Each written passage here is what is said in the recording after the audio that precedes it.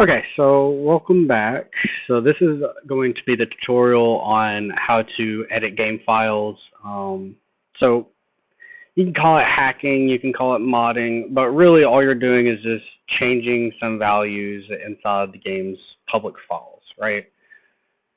So we'll open up a Windows File Explorer, and then we'll navigate to the game itself. Typically, if you don't change the install location, it's going to be in Programs Files, and then Lionhead Studios, and then Black and White 2. And then here you'll see the game's files, right? So here's your executable. There is a way to unpack the executable. I don't know what language it's in, so I can't actually, I don't actually modify the executable. Blue actually has done that, so maybe Blue can release a tutorial on how to work out what language it's in, so that way it can be, modified by the wider community. So the first folder that we're going to focus on is inside data. So we'll go inside data, and then we'll go inside balance. So this right here is where all your values are going to be. So the first thing that you should do before you change any values is create a backup. So copy the entire balance folder, paste it inside a backup folder, and store it somewhere safe. Because if you change the value too much and you mess up your game and you want to go back, or you just want to play their original vanilla game, all you have to do is just delete the balance folder that you've modified, and then just move this folder back into the Black and White 2 folder. Okay, so again, the first thing that we're going to look at is we'll look at creature Physio. So this is basically the creature's data and stuff. Most of it's pretty self-explanatory. There's not a lot in here that I've changed. Now, there is this right here, pain and damage from things. I've changed the value for these and didn't notice anything different, but from what I understand, if you make this a complete zero,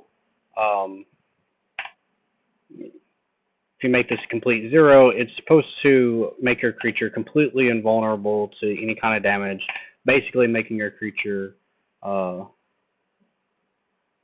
unkillable, right? So we'll change all these to a base 0. And again, I'm having to do this with one hand because I'm holding my Anchor speaker. So I'll apologize if it's a little slow. But we'll speed things up here in just a second. Another thing that I've changed that I do notice a difference in is this right here. This is health after death. So I changed that to 1. Because that basically, whenever your creature dies, your creature comes back with absolutely no health or half health. So I've changed that to where it is 1. So every time your creature dies and comes back to life, he always starts with full HP and he's ready to get back into the fight.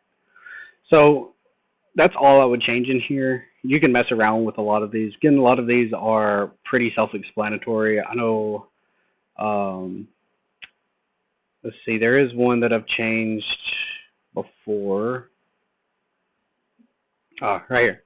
So I've changed this one right here. Muscle delta for lifting. So rather than having your creatures pick up a tree and lift it over and over and over and over until he gets full on muscle, I just changed that to a 1. And I think that basically gives him max muscle whenever he lifts a tree for the first time, or lifts anything for the first time. So yeah, that's all that I would change in here.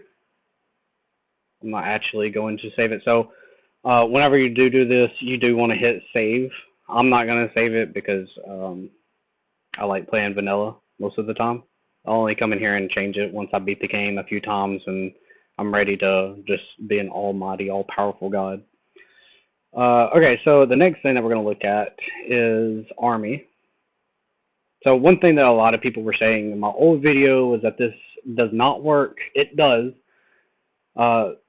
So a lot of people are saying that once you change the value of these, which is your melee troops, that they don't actually come out being max rank, which is rank 10. Correct. So they're not going to show up as max rank. They're going to come out as a rank 1. But when you're changing these values, you're actually changing the way that the troop works. So what I do is typically I will copy the entire line of melee 10. I'll copy this entire line and then just paste it on each and every single line. Okay, this one's a little bit easier to read. Alright, so again, I'll copy the entire line and then paste it on the previous line. So let me find Greek again, because we don't want to change any of our enemies. We don't want them to be overpowered. We just want to be overpowered, right? So we'll copy this line right here, and then we'll just paste it on this line. Make sure you don't overpaste. You're pasting it right where you're supposed to. So this will basically make every single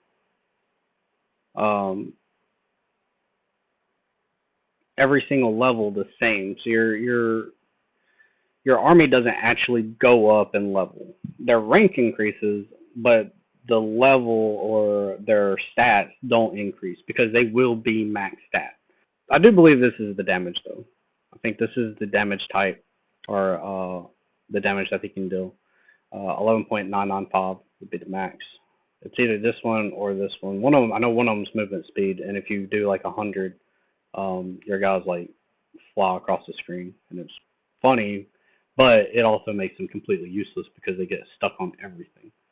But to avoid that, I just usually stick with melee 10. I just grab those stats, move them up through 1 through 10, so that way they're all sharing the same stats.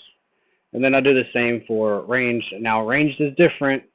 You want to use the range 10 right here because they have different values than the melee. I did one day get really lazy, and I did the melee 10 for all the melee and all the ranged, and then all my ranged units would not fire arrows ever. They would only fight in close quarters. So definitely avoid that. So you'll do range 10 through 1 through 10, and then you'll do melee 10 through 1 through 10. So that's basically it for the army tab. Again, you'll save it whenever you exit. So for the next one, we're going to look at artifacts. So this is actually where your tribute is spent, right? So you can see right here that Adobe number A is 20. Oops. Fix that. Adobe A is 25,000 tribute. Temple is 40,000 tribute. Pub is 30,000 tribute. Armory is 40,000 tribute. So that's the value that you're looking to change. So you want to change that. You don't want to go below 1,000. Going below 1,000 will mess the game up. So you want to keep it at 1,000 and do 1,000 all the way down. Okay? And then when you get to the very bottom, once you do 1,000 for all of these, only the ones that have a value, because you can see, yeah, you can see right here, this one doesn't have a value because it's not in the game. So I wouldn't give it a value because you're going to have to add all of this up. And I think it comes out to like 70-something thousand. So you change all these to 1,000. So it is 76. So once you change everything to 1,000, you'll come down here and you need to change the total cost to 76,000. If you don't do that, it's not going to show up properly. You do have to restart your land or start a new game for this to take effect. But once you do that, everything inside your tribute screen should cost only 1,000 tribute. And then by the time you make, I mean, if you skip the first 2 or 3 lands, the first 3 lands, the tutorial lands, the 2 tutorials, and then the one with the Greek capital where it's been invading, you just gotta save people. Then I think you have enough tribute to pretty much buy everything because I think you do end up with about close to about 80 or 90,000 tribute. So you should have enough tribute to buy everything on the first land with the Norse. If you don't, just do one of the mini games, like the sheep catcher thing on the first Norse land, and you should be able to afford everything. Again, save it. Make sure you do save it. Okay, so the next one's a little bit more complicated. This one has a lot of values in it that we're going to be changing. So this is the building balance, right? What did I do with my notes? Where are my notes? Here they are. All right, so we got a lot of values here. We're going to look at each one of them. Let's start with, all right, so for the Greek pub, the first value, which is this one, that is your wood cost. So that's how much wood is necessary to basically build the pub. You can go all the way down to 1. I've done this, but I've noticed that villagers leave resources all over the place when I do that. So typically I'll either do 100 or 200. A lot of times I'll just go in and then just backspace on one digit and just give it like a lower value. But yeah, you can go down to all the way to 1 if you don't mind having a bunch of resources laying around that your villagers leave. But again, I typically just do either 100 or 10 or something like that. So the second value is your ore cost, right? So Greek pub doesn't cost any ore. The temple does. So right here you can see that it's 1,500 ore. And then again, the same thing. I usually stick to about 110 or 100 on the value, so that way my villagers don't leave a bunch of stuff around. But you can do whatever you want. You can go all the way down to 1. You can actually make it 0 if you want, so that way you're not using ore for anything. That does work, and that is something that I do with the skyscrapers. So whenever I do start a new game, one thing that I actually do, even if I'm not playing as some almighty powerful god, and I'm not really cheating the game, I want to play vanilla, I still come in here and I'll go to the skyscrapers, wherever the hell they are. I'll go to the skyscrapers and I'll actually just make the value of ore 0, and I'll leave the wood.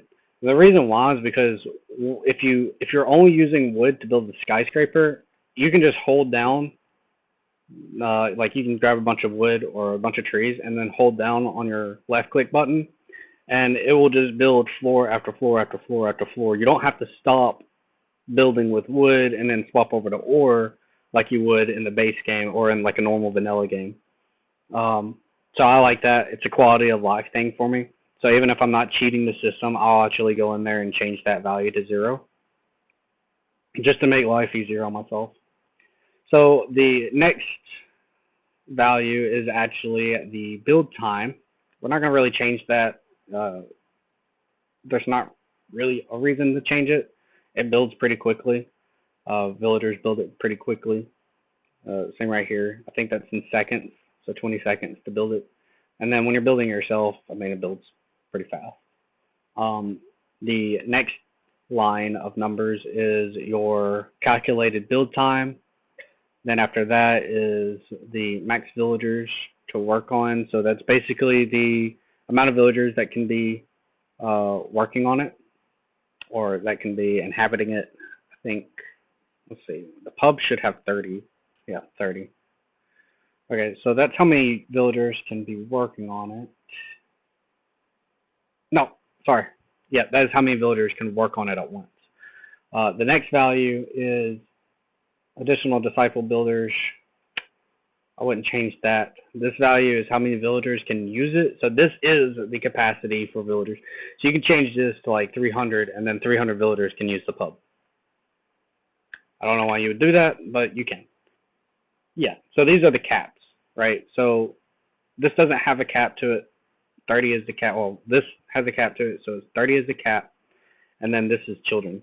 So if you, let's say you wanted to build a really big city, but you also wanted a really big population. So the 7th line of the Aztec Adobe is actually the max capacity for adults, right? So you got 3. 1, 2, 3, 4, 5, 6, 7. So that's 3. So this is a hovel, right? No, sorry. This is the hovel. This is the house, correct? And then this is the villa. This is the manor. And then E is the mansion. Okay, so let's look at the villa. So 1, 2, 3, 4, 5, 6, 7. So the villa can have 7 total adults, 2 children, has a max capacity of 8 adults, and a max capacity of 2 children. So if you wanted to, what you could do is you could change this to 20, right? So now you can have 20 adults and 10 children living in one villa. So you want to do this with both because this will prevent overpopulation.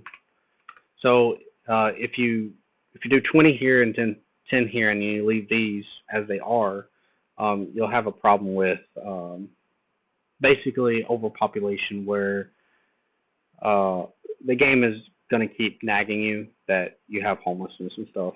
So just make sure that these values match, and then your village won't actually overpopulate. They won't breed past that capacity. And then they'll just stop breeding once you start getting closer to that max capacity. So that's a good one to change. I do change that one a lot whenever I'm playing like a modified version of the game, because the amount that your population can boom because of that is crazy.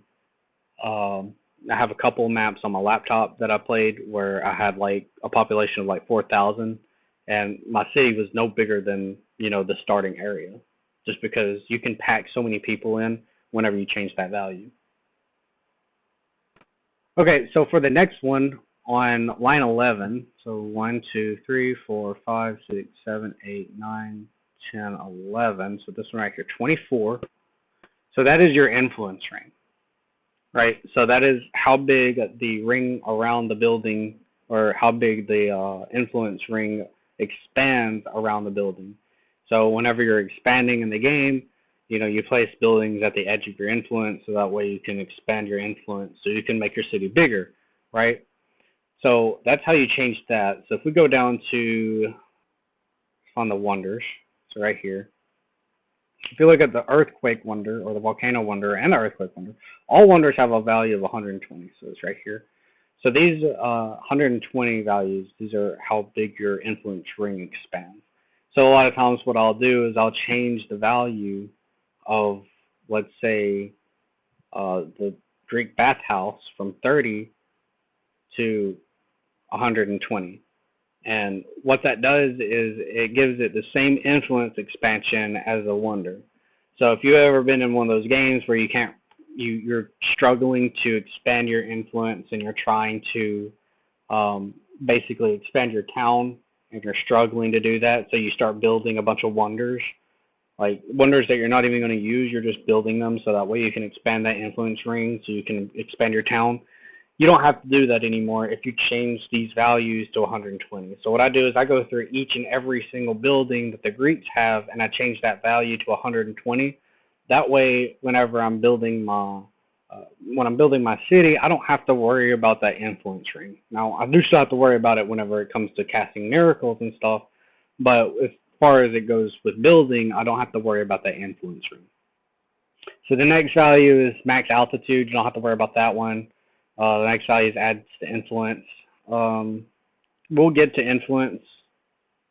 So the very last value is your alignment for placement. So if we go all the way back up to the top, you see right here that the Greek adobe has a negative 0.008 alignment for placing that building. And then the villa has a 0.001. So whenever you place a building, you see like the little thing pop up that says evil or good. That's the value that you're that the game is pulling from. So if you change the hovel to where it's negative, not negative, but 0.001, it will give the same good bonus that the villa gives whenever you're building your city. There is the desire to repair and the desire to build. I don't really mess around with those values too much. Again, there's not changing the values of all of this stuff is not necessary because you are a god, right? If you want your villagers to repair something or you want your villagers to build something, you can just simply do it yourself. You don't have to have them do that. So I don't really mess with these values too much, just simply because I don't want to break the game to the point where it's unplayable.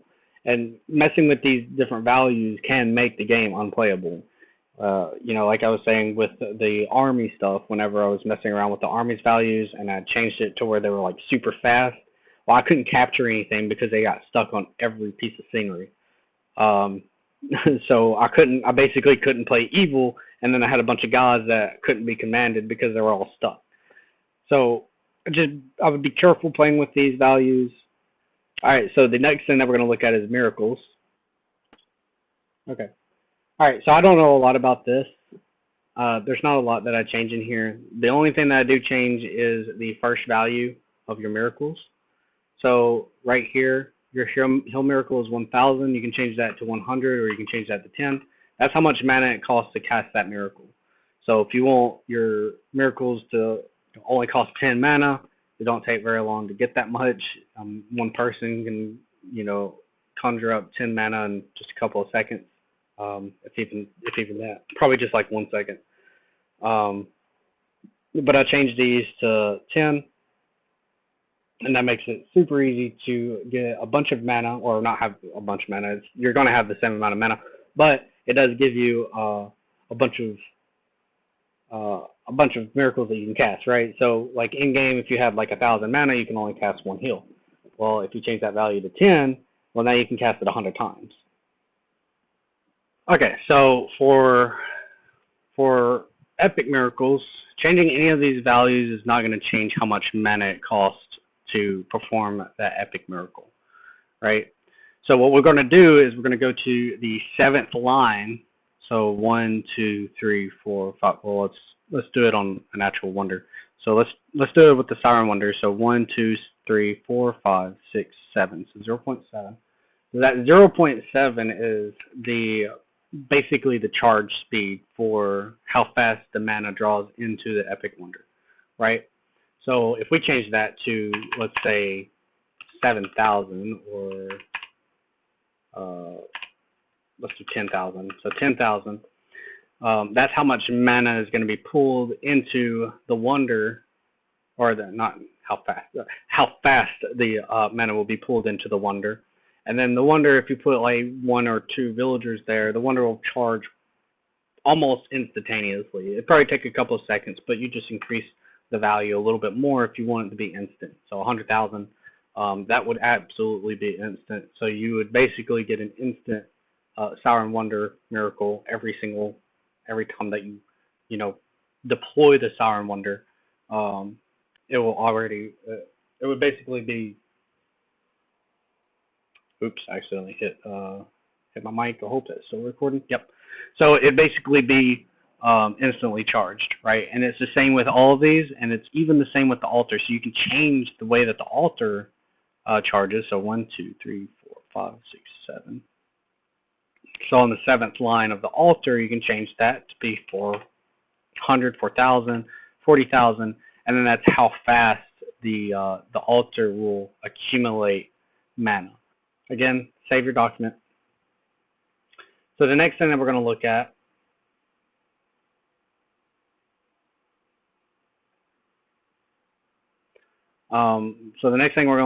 is our placement data. So this one, it's going to show up as an XML file. You can still edit it in Notepad. Actually, you should edit it in Notepad. But this is basically what this looks like. So remember how we were talking about impressiveness and stuff like that? This is where we would change that value. So if you look at, let's see here. All right, so if you look at the altar for the Greek, the base value of impressiveness is 3.5. So we could change that to be 5,000. And then we want to change the fall off for that. Honestly, we just do 0 so that way it doesn't fall off. That way, every time that we build an altar, it'll give us 5,000 impressiveness, right? Another thing that we can change in here is our fertility. So if we go over here, base value birth rate 0.06, we can change that to be, like 20 or 30. And people will have more babies and want to have more babies more often. So if we change that to 20, people are going to be more likely to, have babies. We can also change the happiness, the base value happiness for this, so we can make people really happy. So that's another thing that we can do. Okay. So that's everything that we're going to change in here. Remember to save your stuff. Next, we're going to go to Resource General. So here, we're going to change our food production. If you look at Resources, you'll see that the Greek field has a value of 100. So if we change that to be a value of, let's say, 10,000, whenever you load up a game, so whenever you place a field, you can place a field that's really small, that would normally only feed like 15, 20 people, and then it will be able to feed thousands of people, right? At 10,000, it'd probably be able to feed probably like 300,000 people, right? And then whenever you water the field and you start to pick up, you'll notice that you'll be picking up well above 20,000. You can't go above 20,000 on your hand, but whenever you pick up, you'll get 20,000 every time that you pick up grain from that field. I wouldn't change anything else in here. We are going to look at mines. There'll be a way to change the mines so that way they're bottomless. We'll look at that here in just a second. So save your stuff. All right, the next value that we're going to change is in here. So this value, if we look at the mill, let's go all the way over to 16. So this right here, this is the amount of time, or this is the time between when a Greek male needs to feed, right? So if we change this to 16,000, then it would, I don't know if that's in seconds or minutes, that might just be minutes, but if it is in minutes, that means every 16,000 minutes, a Greek male will go and get food from the storehouse.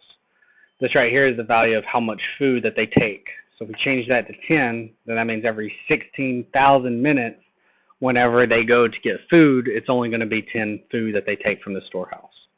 So this is a nice little way to, keep your population fed. So what I would do is I would go through and change all these values to something similar. So for the women, it's 24, so we change that to 24,000 and then change that to 10. For the boys, change that to 32,000 and change that to 10. For the girls, change that to 32,000 and change that to 10. And then for the old people, same thing, change that to 16,000 and then change that to 10. And then 24,000 and then change that to 10. And this also works for your army as well. So your army would require less food as well if you change that. So going back, I just want to double back real quick, back to placements. A lot of people might not want to be able to win the land through impressiveness. So you can actually change this value to be 0. And then that way you'd never win through impressiveness. You can only win through taking the the land by force, right? So if you change all these values to 0, then you're forced to have to use armies to be able to win the land by force. So if you got a lot of city builders out there that also want to play soldier at the same time, so they want to build really big, fantastic cities and have these really giant armies and have to take over everything by force, then that's how you would do it. You would change these values right here, the base impressiveness to 0, and then you never have to worry about taking over a village through impressiveness.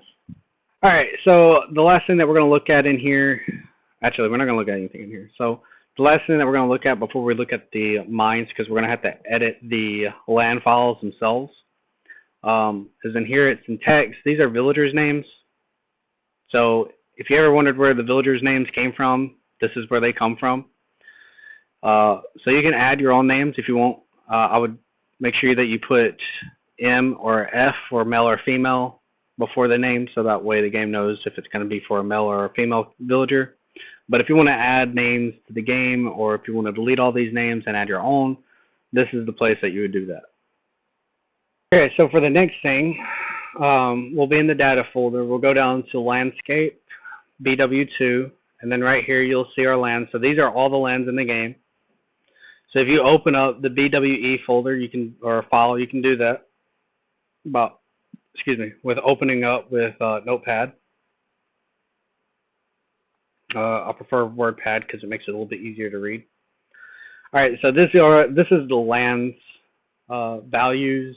I would not mess with this too much, but we are going to change some stuff. We're going to change the OR node, or I'm sorry, the OR nodes.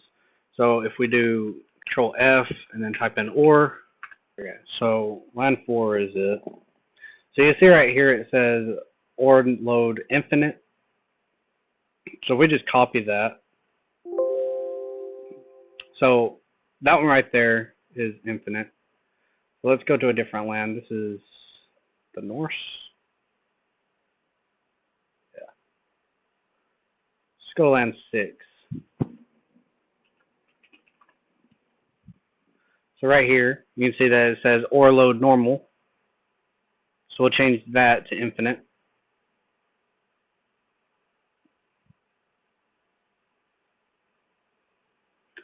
You can change all these to infinite. So that means every single mine on the island is going to be a bottomless mine where it does not ever run out of ore. And then we can do that with every single land, right? Again, that's the only things that I would change inside that file. Make sure you save it before you log out or before you close it. And then if you're looking for things like this in land 1 does not have. So if this pops up whenever you do the search function in WordPad, I don't know about Notepad, I don't know what it says, but if it pops up that it can't find anything, that's because this land doesn't have a mine, right? So you won't find a mine here. All right, so that basically covers everything that I had covered in my previous videos with my old channel mini stands. That covers all the values that I changed in there, and then that also covers some things that I didn't really go over that I learned about. Hopefully that helps you out, and hopefully it makes the game fun for you. It's already a fun game, but once you beat the game and you go through it again, you're kind of like, I don't really feel like I'm any more powerful than I was. All these changes that you make to the game's files will make you feel a lot more powerful, and it'll give you a lot more flexibility or a lot more power going forward. So you start to feel more like a god, right? So I'm going to cover Blue's mod at a later date. I'll probably cover it on my laptop. So I'll show how to install Blue's mod, the Black and White Plus, and then I'll kind of go over some of the key features. One of my favorite features about that mod is once you beat the game, Blue has set up a hub world for you, so that way whenever you beat the game, you go to that hub world, and then from there you can start the Old Gods DLC pack that he has created, or you can go back to the Black and White 1 island, or you can replay the islands that you already played through.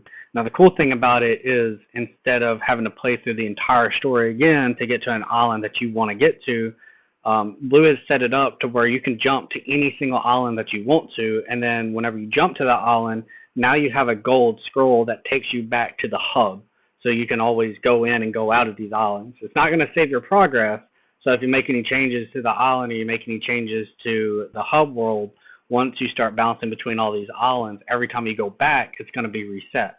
But you can at least go back and enjoy playing against the Japanese, like the Japanese first land. That's my favorite land, the peaceful brother that never attacks, and then we just build up our cities. I like that place because it's very vibrant, it's very fun to build on, everything looks really pretty. So that's like my favorite land to play on. So a lot of times I'll just bounce back to that island and play on that island if I get in the mood to play Black and White 2. Once you beat the Black and White 1 maps that he has created, then you can go back and play all of those in whatever order that you want to. So it's a lot of fun. I really enjoy it. I think Blue did a great job on that mod, and I can't wait to show it off. Whenever I get my Jabber headset, like I said, I will go through and show you how to install it, and then I'll also kind of showcase the mod a little bit and really show off what the mod, includes. There's a way to stop epic miracles now that he's made, so that's really cool. I love that because I hate whenever I'm playing against the Aztecs and my city is just destroyed by, giant volcanoes. I don't like that. I don't think it's fun. I don't ever use epic miracles, so I hate when the computer uses epic miracles. But Blue's added a way where you can pretty much stop any epics that come your way. So a lot of fun. So I'll do that at a later date, probably like within a week or so. I'll upload something on that, how to install it, and kind of showcasing everything. But hopefully this video was helpful for you and you're able to get in and have a lot more fun with the game now that you have a broader understanding of how to edit these values for the game's text files or games files. Now, there's obviously a lot more here. I didn't go over every single value. Those are the values that I just thought were the most important to change. I know there's, values to increase productivity, and there's values to change the conversion rate for factories like your windmill and your smelter and stuff. But I mean, once you start changing all these things, like how much buildings cost to build, and baby factories with the birth rate stuff, once you start changing all this, you don't really need to change anything else, because basically all the other stuff becomes a moot point, because there's no reason to change it, right? Changing the production rate of food for the windmill doesn't make any sense if your field's producing 20,000 food every second, right?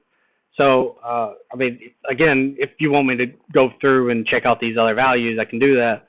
But I think the values that we talked about today were probably the most important. Anyways, I'm done talking. Thanks for watching, and I hope you all have a wonderful day. And happy gaming.